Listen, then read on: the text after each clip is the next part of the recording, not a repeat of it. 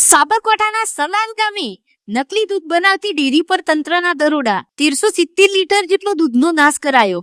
સાબરકાંઠા જિલ્લાના પ્રાંતિજ તાલુકાના સલાલ ગામે લોક સ્વાસ્થ્ય સાથે ચેડા કરતી ગંભીર ઘટના સામે આવી છે.